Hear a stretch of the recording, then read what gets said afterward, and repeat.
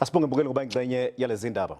Ungqongqoshe wezempilo uthi ke asinabulungiswa isinqumo seUK sokubeka lelizwe ohlwini lamazwe abantu bawo abangavunyelwe ukungena kuleliyazwe kulandela ukutholakala komxhantela weCOVID-19 kulelizwe. UDokotela uJoe Phaahla uthi ke ukugoma ikhona okuzosivikela kulesifo esiqhamuka ngemxhantela ehlukene.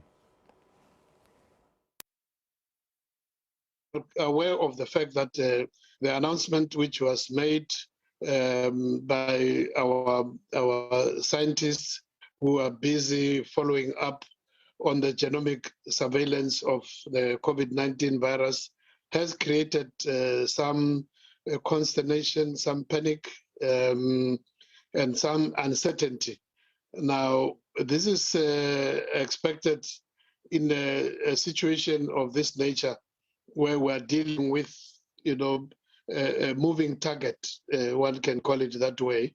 But we want to assure South Africans and other people elsewhere in the world that we believe that some of the reaction has actually, been unjustified.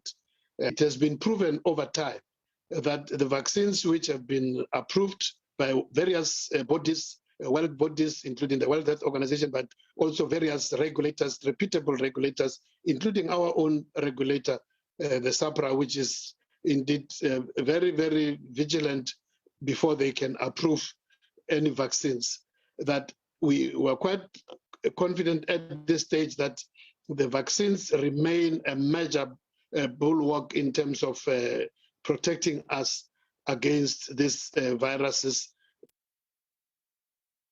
WHO ixwayise amazwe omhlaba ngokukhipha inyumbazana amazwe okutholakala kuwona umxhantela omusha weCOVID-19 iB.1.1529. iUnited Kingdom ikumisile ukuhambela kuleliyazwe kweindiza ezisuka emazweni akuSADC okhona kuwona neNingizimu Afrika ngenxa yokutholakala kwalomxhantela omusha weCOVID-19. Lokhu kwenzeka ukusukela ngehora le-12 phakathi kwamabili namhlanje. Amanye amazwe angavumelekile eUK yiBotswana, Zimbabwe, Eswatini, Namibia kanye neLesotho. Ithi ohulumeni kumele balandele ucwaningo lwezesayensi ngaphambi kokuthatha lesi sinyathelo. Lokho kulandela ukuthi iUnited Kingdom kanye namanye amazwe ase-Europe ethathe isinqumo esithi azisavumelekile ivakashi ezibuya emazweni aseningizimu ye-Afrika kuleliyazwe.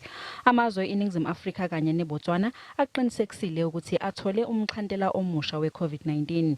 iWHO manje ke inomhlangano nezikhulu zezempilo kanye nabenza ucwaningo abavela kulamazwe womabili malungana nosekutholakale muva nje.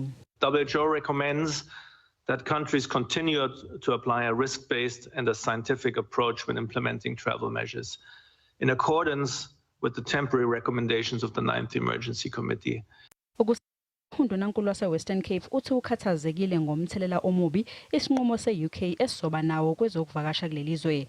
Uthi kumele kwenziwe ucwaningo oluthe thuthu kanye nesayensi okuyikhona okuzocaba indlela yokuthi amazwe omhlaba kumele athathe ziphi izinyathelo zokulwa neB.1.1529. I am calling for more research and clearer data on what this variant means. Is it something that is similar to the existing variant that we've known how to deal with? Umnyango wezobudlelwane namazwe omhlaba uthi usazoxoxisana nososayensi bakuleliyazwe kanye nenhlaka osebenzisana nazo. The Minister of Health has already spoken on the issue, so it will be involving all stakeholders who have an interest in seeing that this matter is resolved as speedily as possible. Umnyango wezempilo eUnited Kingdom uthi uthathe lesi sinqumo ngenxa yokuthi leli gciwane libonakala lithelelana kakhulu ukwedlula umxhantela weCOVID-19 obubizwa ngeDelta. iUK ithi ke ayibona ukuthi imigomo oyisebenzisayo njengamanje ukwelapha iCOVID-19 izokwazi ukulwisana nalomxhantela omusha wegciwane.